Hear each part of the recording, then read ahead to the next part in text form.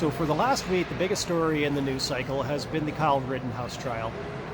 And of course, it was bound to be. I mean, it's an absolutely huge story, and the media has an active interest in the way that people engage with and understand that story. They decided that Kyle Rittenhouse, was guilty of murder pretty much within minutes of him pulling the trigger on those individuals that he did in Wisconsin. Regardless of any fact that could have come out of this case, they were bound to try to stick to that narrative, and it appears that really a lot of them have. But the case is really important because it tells us so much about what self-defense law in the United States is, what it's going to be moving forward. This is the case that is going to chart the course forward for people who are intending, to go out and protect property and protect themselves from these mobs that keep rising up every time that there's a controversy. And because the case is so controversial, there are some people that are up to it in terms of being grown-ups, and there are some people that aren't. And unfortunately, this last week, I found out that, a friend of mine, really unfortunately, was not up to engaging with this as an adult. And so during the course of this trial, it did not go well for the prosecution at all. The defense absolutely destroyed them. The prosecution's own witnesses actually wound up being on record as confirming that Kyle Rittenhouse was defending himself when he opened fire with that weapon. And so then at that point, the only question that the prosecution could raise was whether or not Kyle Rittenhouse had antagonized and provoked the people that attacked him, or whether or not their actions were unreasonable and he was the only one that was acting reasonably. And what it basically turned out to be the case was that the people that he had shot had actually kind of sought him out, had set this whole thing up, and they had targeted him from the very beginning. From the very first time that they laid eyes on him, they were targeting him, and their intention very much was to murder him. They had even said as much. And then later on in the trial, even with all of this stuff on record and the case basically in the bag, they still made the decision to go ahead and put Kyle Rittenhouse on the witness stand. And when they put him on the witness stand, at a point during the cross-examination with the prosecutor, he wound up, he had a panic attack. Kyle Rittenhouse has been suffering from post-traumatic stress syndrome, PTSD. He's been treated for it. He's in treatment for it. And the prosecutor basically managed to set off an episode and induce a panic attack in Kyle Rittenhouse, and he started to cry, started to hyperventilate on the stand. And you would almost think that given what was known by that point, given that up to that point we already knew that Kyle Rittenhouse was acting in self-defense, that the people who were attacking him didn't really have any good reason to be protesting in the first place, let alone to be attacking him in the streets, you would have thought that maybe this could have been a more human moment in this trial. But instead, what it turned out to be was a more inhuman moment. And this was actually kind of seized upon, by a pretty wide swath of the left wing, and they basically said, it's like, this is our opportunity to bully this kid. We're obviously not going to get the verdict that we want. Bullying the judge, it hasn't been working. We've been trying it. Making threats against the jurors. May in time actually have an impact on this case. We haven't seen that yet. But it's pretty obvious that they're not going to get what they want. And so somebody who I thought of, still think of as a friend, posted one of these memes where people are trying to bully Rittenhouse. And I just basically told him, hey man, like PTSD, it's not a laughing matter. And I saw that, for a lot of years. I didn't realize it the entire time, but, the entire time that I knew my grandfather on my father's side, he was a World War II vet who had basically suffered from PTSD for the entire remainder of his life. And I didn't actually figure that out until literally the week that he died. And there was a lot of years that were taken out of his life by this illness that he had. And so I know, I know as well as almost anybody out there that PTSD is no laughing matter. You know, but this individual that I said this to, he kind of just flew right off the handle and said, you know, if you think that he has PTSD, you're a fucking idiot, you know, murderer, blah, blah, blah, blah, blah. I just kind of said to him, hey man, listen, like, this is not a good look for you. Like, you're bullying some kid that really the only thing that he did wrong was show up, you know, to stand up to a mob that were out destroying people's community. And why were they destroying this community? Oh, because this Jacob Blake guy got himself shot by police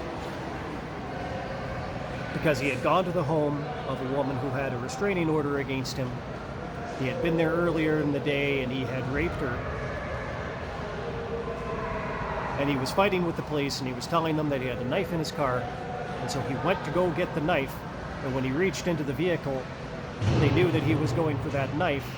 And they decided to not give him the opportunity to use that knife against him.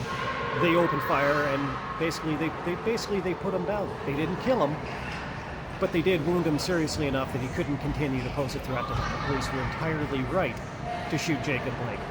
And quite frankly, Jacob Blake is not the kind of person that is even worth being angry about.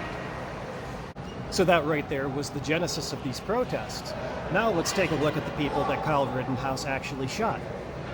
So who did you have? Oh, you had this Rosenbaum guy, pedophile, had raped multiple children, and been to jail for it.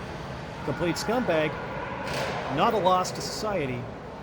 Actually, Kyle Rittenhouse did a lot of people a pretty big favor by dispatching that particular individual. The next guy, Anthony Huber, also complete scumbag, had basically kidnapped women and suffocated them.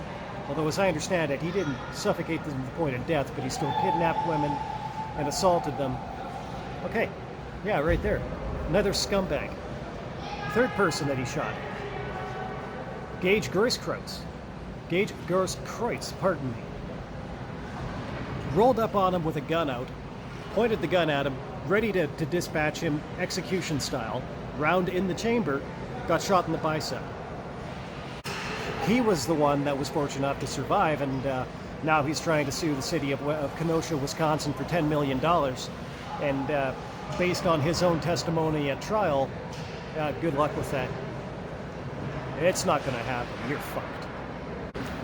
And so I basically said to him, it's like, man, if this is all of it, like if these are the things that you're going to bat for, and that you think that this kid was basically obligated, you know, to be murdered by these people, you know, because a rapist got shot in Wisconsin, you know, we can talk about this, but you need to really think about it before you come back. And well, there was no comeback. I noticed, you know, about an hour later that he had unfriended me from Facebook.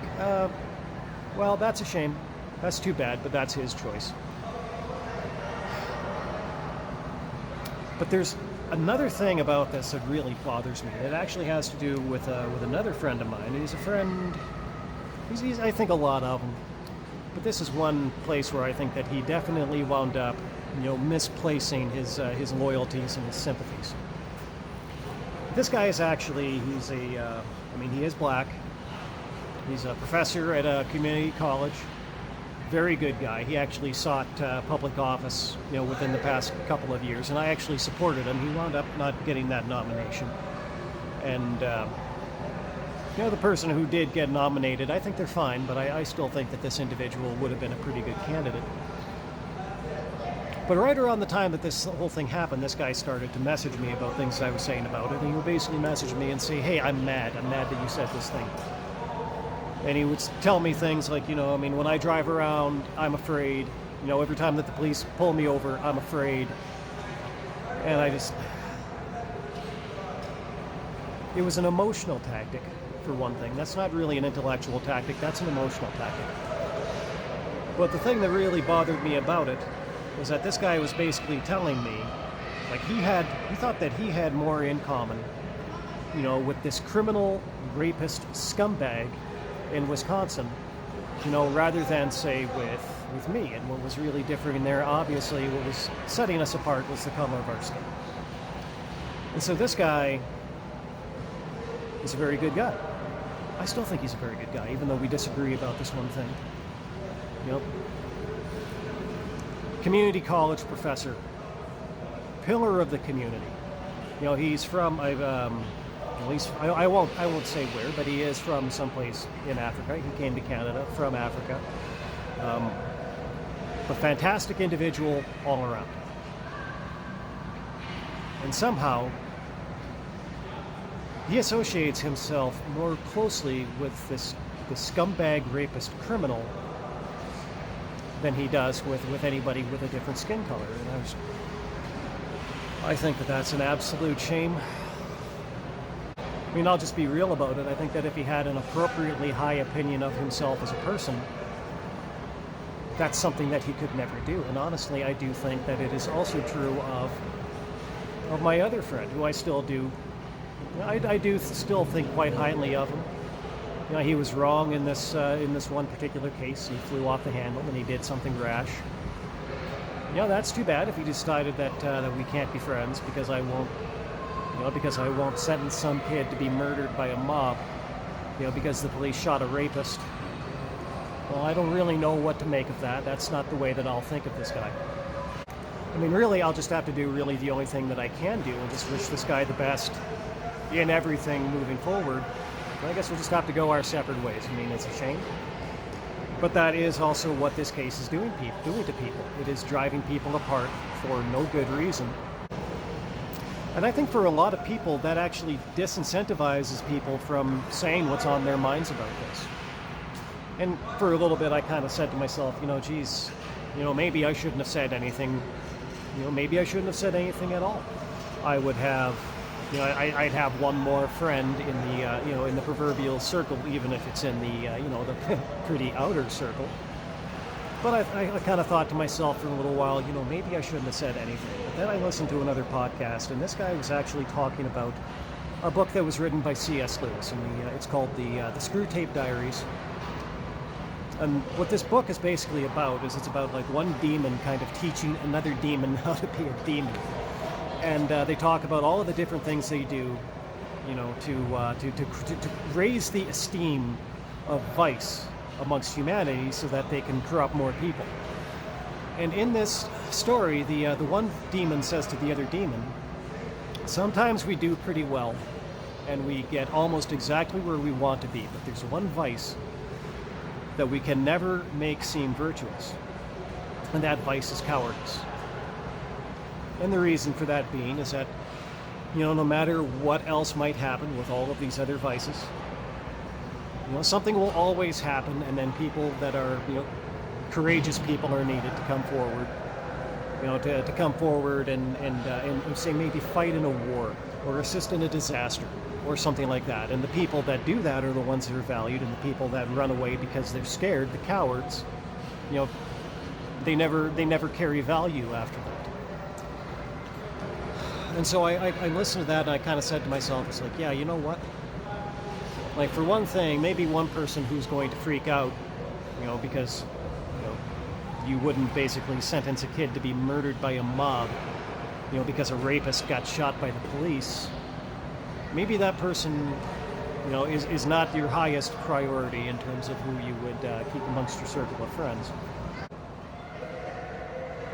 But also to not say what you think about something like that because you're afraid that you're going to lose friends over it, that would be an act of cowardice. And of all the things that I might do, you know, in the weeks to come, the one thing that I am absolutely not content to do is to throw an 18-year-old kid under the bus because a pedophile wanted to kill him because he showed up and tried to, you know, tried to be a source of order, you know, amongst a riot that was over a rapist being shot by police. Whoever's going to do that, that person's not going to be me.